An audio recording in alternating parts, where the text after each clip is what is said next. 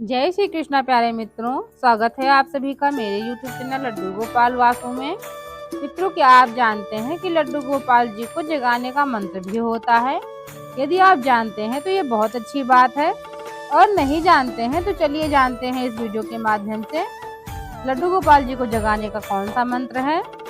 मित्रों, लड्डू गोपाल श्री कृष्ण भगवान का शिशु रूप है, और जैसा भगवान का रूप होता है वैसे ही उनका स्वभाव होता है। इसलिए इस रूप में भगवान का शिशु भाव रहता है, और आप उनको छोटे बच्चे की तरह जितना लाड प्यार दे सकते हैं वही उनकी सच्ची भक्ति होती है। मित्रों, सारी बात यहाँ पर श्रद्धा और भावना की ही है, क्योंकि लड्डू गोपाल भगवान भक्त के भाव के ही भूखे होते हैं। भगवान अपने इस रूप में सोते जागते हैं और सारी बाल क्रीड़ाएं यानी खेल करते हैं जो एक बच्चा करता है। यह भी ध्यान से समझ लें कि लड्डू गोपाल जी का मंत्र, इस मंत्र को संतान गोपाल मंत्र भी कहते हैं। क्या है इस मंत्र को कैसे पढ़ा जाता है और इसका क्या है लाभ, आइए जानते हैं। मित्रों, लड्डू गोपाल भगवान का संतान गोपाल मंत्र इस प्रकार है। ओम देव की सुत गोविंद वासुदेव जगतपते देहि में तनयम कृष्ण त्वामहम शरणम गतः। मित्रों, वैसे तो यह मंत्र जाप अच्छी संतान पाने के लिए किया जाता है, पर आप अपने जन्म ले चुके बच्चों से जुड़ी समस्याओं के समाधान के लिए भी इस मंत्र का जाप कर सकते हैं। मित्रों, नहा धोकर साफ सुथरे वस्त्र पहनकर शुद्ध आसन पर बैठकर इस मंत्र का जाप करें। मित्रों, इस मंत्र जाप को करने के लिए अपने दाएं हाथ की तर्जनी यानी लंबाई में दूसरे नंबर की उंगली पर माला रखकर अंगूठे से एक एक मंत्र पढ़कर माला को आगे बढ़ाते जाएं। कोशिश करें कि इस मंत्र के 1 लाख जप आप पूरे करें, जिससे यह आपके लिए सिद्ध हो सके। मित्रों, 1 लाख बार इस मंत्र को पूरे होने पर इसके 10वें अंश यानी 10,000 मंत्रों से हवन करवा लीजिए। हवन के बाद ब्राह्मणों को अपनी श्रद्धा और क्षमता के अनुसार भोजन करवाकर उचित दान दक्षिणा देकर आशीर्वाद ले लीजिए। मित्रों, लड्डू गोपाल जी की सेवा करने से क्या फल मिलता है, आइए जानते हैं।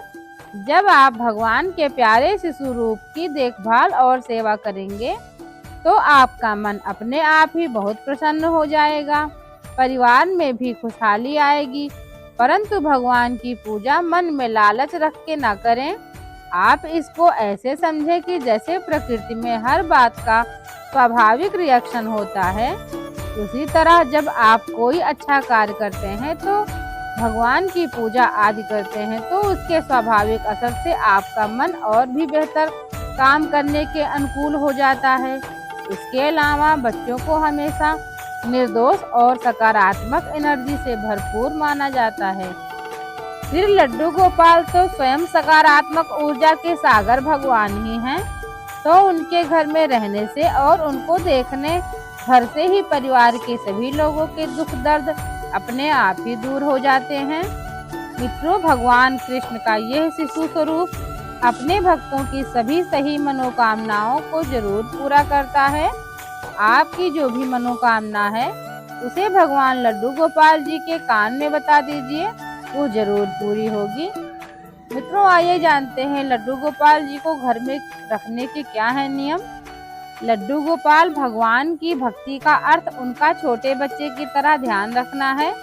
उनका अच्छे से ध्यान रखने के लिए कुछ नियम बताए गए हैं, इनका ध्यान रखें। मित्रों, लड्डू गोपाल भगवान को हर रोज समय पर स्नान कराएं।